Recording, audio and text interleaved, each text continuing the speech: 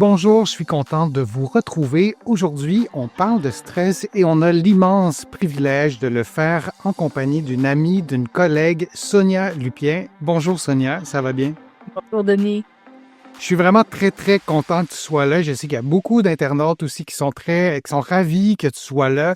Pour les gens qui te connaissent pas, tu es chercheur en neurosciences, tu es fondatrice et directrice scientifique du Centre d'études sur le stress humain. Donc, on va parler de stress, ton dada. On en parle souvent, toi et moi, hors d'onde. On se voit à la radio toutes les semaines, mais là, on a vraiment la chance de passer plusieurs minutes ensemble pour parler du stress. Merci vraiment beaucoup d'être là. Plaisir. Et j'invite tout de suite les internautes qui vont écouter nos contenus à consulter tes livres. Il y aura des informations complémentaires dans tes livres. Je vais les présenter tout de suite. Par amour du stress, qui est un best-seller ici au Québec, et aussi Le stress au travail versus le stress du travail. C'est des livres que je vous recommande chaleureusement et vous allez pouvoir trouver des compléments d'informations sur ce qu'on vous présente aujourd'hui. C'est quoi au juste la différence entre stress et anxiété et pourquoi les confond-on tout le temps?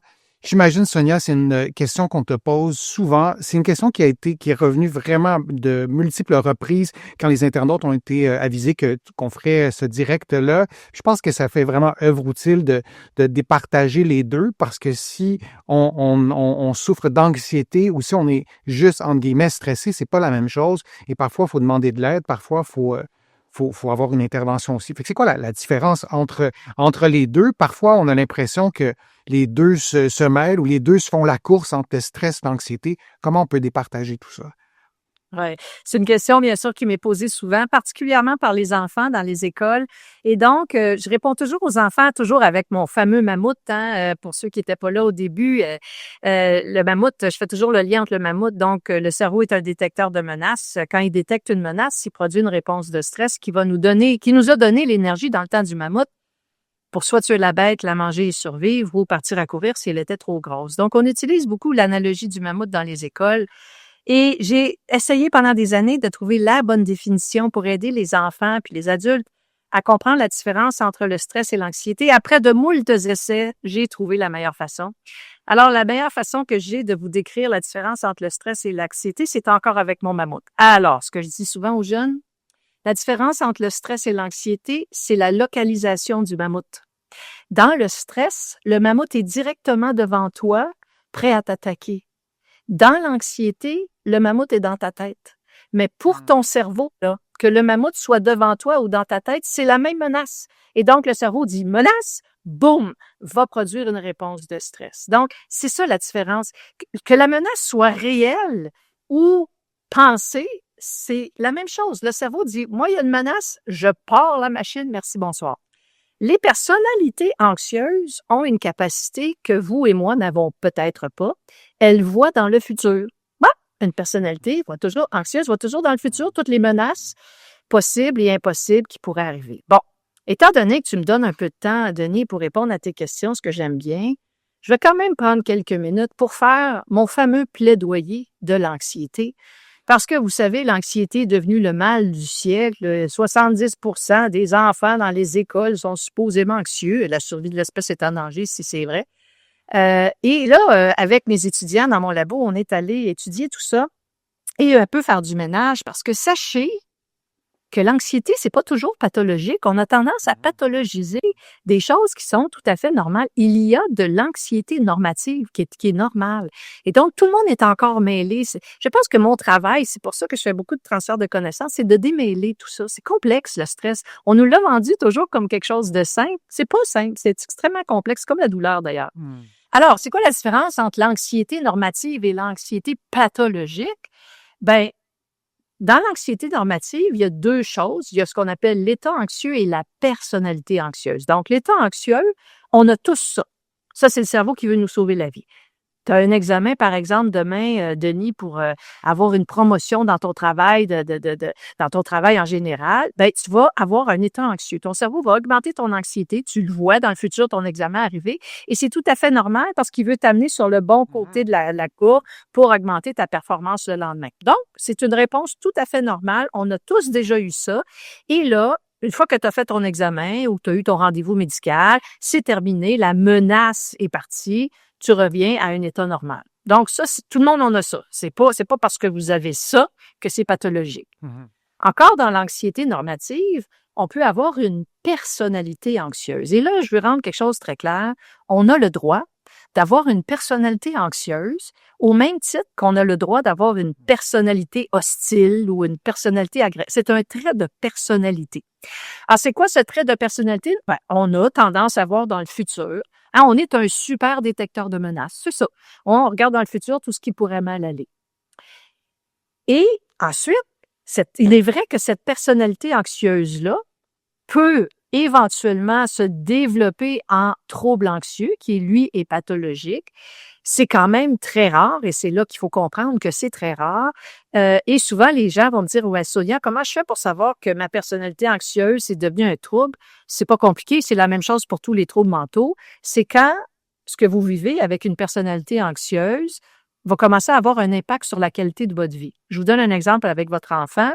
Vous avez un enfant qui a une petite personnalité anxieuse, ça va très bien.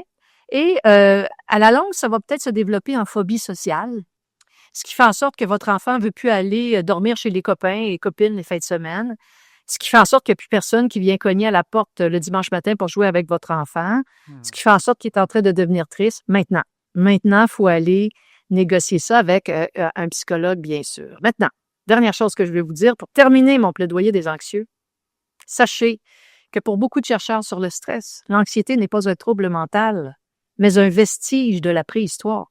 Mm-hmm. Pourquoi? Ben, revenons à ce que c'est un anxieux. C'est un super détecteur de menaces. On est d'accord? Alors, Denis, qui crois-tu que les chasseurs de mammouths mettaient le soir venu pour faire le guet des bêtes pendant qu'ils allaient faire d'auto? Hein, ils mettaient des anxieux, super détecteurs de menaces. Et donc, ben, on a encore aujourd'hui des vestiges de ça, ces anxieux, ces super détecteurs de menaces-là. Mais moi, j'adore travailler avec des anxieux. J'adore travailler avec des personnalités anxieuses. Pourquoi? Ben, ils sont hyper efficaces. Ils n'arrêtent pas de se projeter dans le futur pour voir tout ce qui pourrait mal aller, le régler d'avance. C'est merveilleux. Et donc, il faut se donner le droit d'être anxieux. Et je vais terminer, en fait, je vais y répondre peut-être un peu tantôt, mais l'anxiété, on a le droit d'être des super détecteurs de menaces. Il y a des études qui ont montré que les personnalités anxieuses vivent en moyenne 9 ans de plus que les autres. Ah oui. Puis on penserait l'inverse presque. Ben là, on ne va pas se lancer en bas d'un avion avec un roulis roulant, pas de parachute, nous. Les anxieux, je me dis nous parce que je pense que j'ai une petite personnalité anxieuse. Ah oui, on fait attention à tout. Ben, on meurt 9 ans plus tard. Fait que c'est quand même pas mal, ça, pour la survie de l'espèce, je trouve.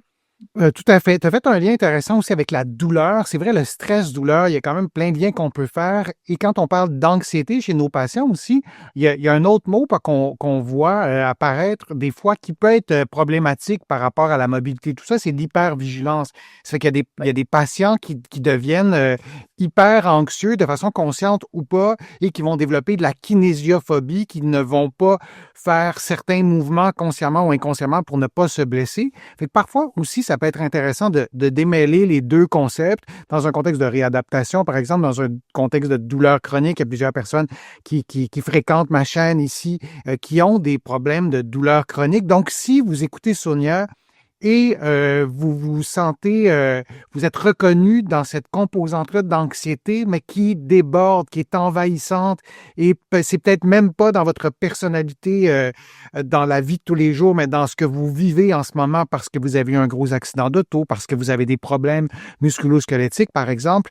Ben, comme Sonia le disait, on vous invite vraiment à consulter et essayer de faire un petit peu le ménage là-dedans, de bien comprendre ce qui se passe. Et quand il y a une douleur chronique qui s'ajoute, ça complexifie aussi le décodage de ce qui se passe dans votre cerveau, dans votre corps. Donc, de consulter un ou une psychologue. Il y a des psychologues qui ont développé une expertise en douleur chronique.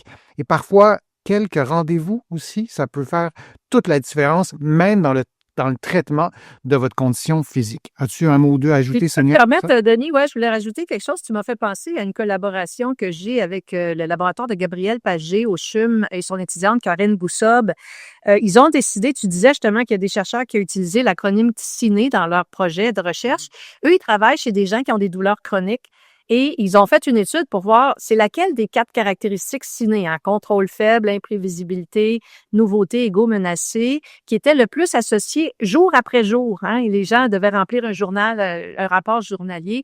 Laquelle des 4 caractéristiques ciné était le plus associée à l'intensité de la douleur? Et la preuve, vous montrer que c'est important de le comprendre. Et je me souviens, il y en avait 2, mais celle dont je me souviens, c'est le contrôle faible. Donc, quand on n'a pas l'impression d'avoir le contrôle sur l'arrivée de la douleur. Et donc, c'est important de savoir ça. Pourquoi? Parce que si vous savez que c'est le sentiment de contrôler la douleur qui s'en vient, vous pouvez reconstruire la situation en parlant avec votre thérapeute, en disant, OK, qu'est-ce que je peux faire pour augmenter l'impression de contrôler cette douleur-là? Il doit y avoir, et à ce moment-là, quand vous allez donner l'impression à votre cerveau que vous contrôlez un petit peu cette partie-là, votre cerveau va arrêter de générer la réponse de stress. Donc, je pense que ça pourrait être intéressant aux gens. C'est pas compliqué. Pour déconstruire votre stresseur, là, vous écrivez toutes les situations qui vous stressent. Et pour chacune, vous vous demandez, est-ce que c'était nouveau? Est-ce que c'était imprévisible? Est-ce que j'avais l'impression d'avoir le contrôle? Est-ce que mon ego était menacé? Vous mettez des petits X. Et ensuite, vous allez savoir pourquoi ces situations-là vous stressent. Et ensuite, vous vous demandez, si vous savez que ça vous stresse parce que c'est imprévisible, qu'est-ce que je peux faire pour que ce soit moins imprévisible?